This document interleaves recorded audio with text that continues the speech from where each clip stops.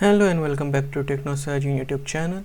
So we got some news regarding AMD's next generation Medusa Point 10 core CPU.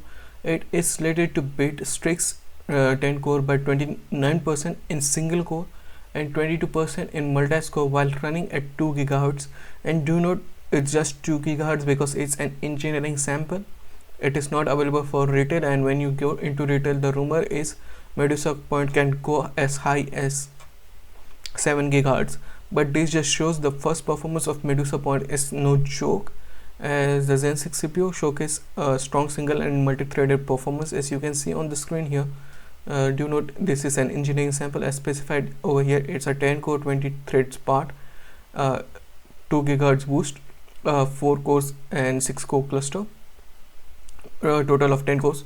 The single score is 3174 and 15092 for multi-core. And when you compare this to this Medusa Point to that of Ryzen AI 9 HX370, the last generation, you can literally see the difference.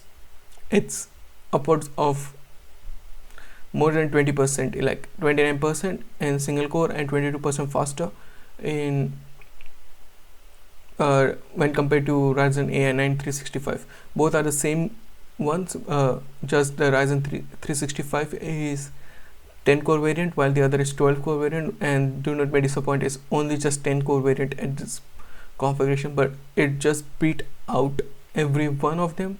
And also along with it at just 2 GHz, which is a huge thing because these two are configured at 5.1 and 5 GHz respectively. And we already knew from the AMD slide, compared to Gorgon Point, AMD is thinking about 10 times performance in AI increase with Medusa Point.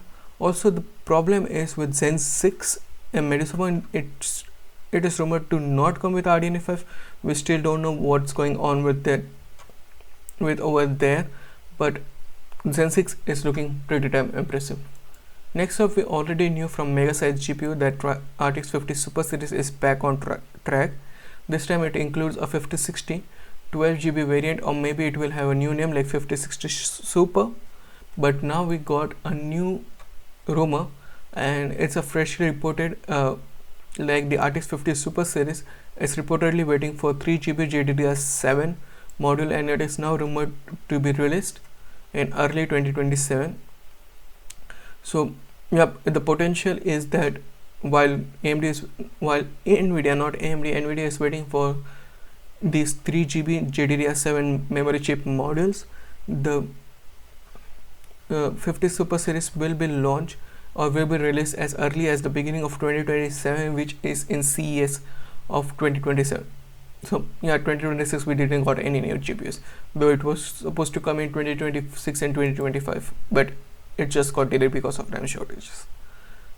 Next up, JEDEC, which is like the licensing company which approves the HBM memories and every other configuration, has now approved the SP HBM4 to break HBM's costly packaging bottleneck, retaining HBM4 level speed with standard packages. So what it does, it might ease up some of the strain on HBM because the AIs and everything else uses HBM as the main source, and that's why we are not getting DDR5 memories or memory chips, because major foundries are focusing on HBM at this current point of time. And what does this says is that according to JEDEC on the 21st, the new HBM4 standard, which is SP HBM4, its standard package HBM4 was finally approved by the board of directors, following discussion by the DRAM memory subs community. The SP HBM4 is a specification designed to maintain the performance of existing HBM4, so we are not going to get any droppage in performance, while enabling use with fewer signal pins and standard packaging structures. This signifies a reduction in reliance on expensive advanced packaging and an expansion of the application range for high performance memory.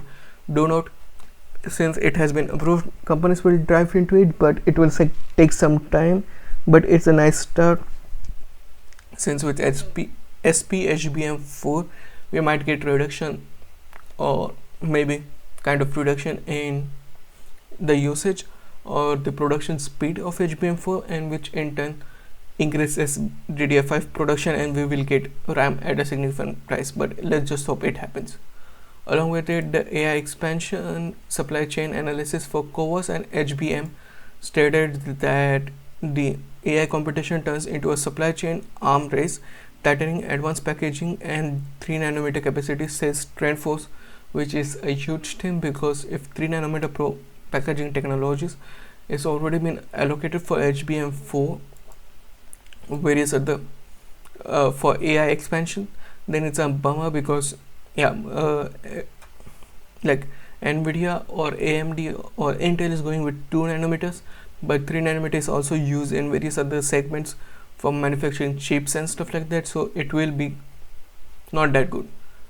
But yeah, that's it from me today. What do you think about the news? Sound of your thoughts in the comment section down below, and I'll meet you in the next one. Peace out.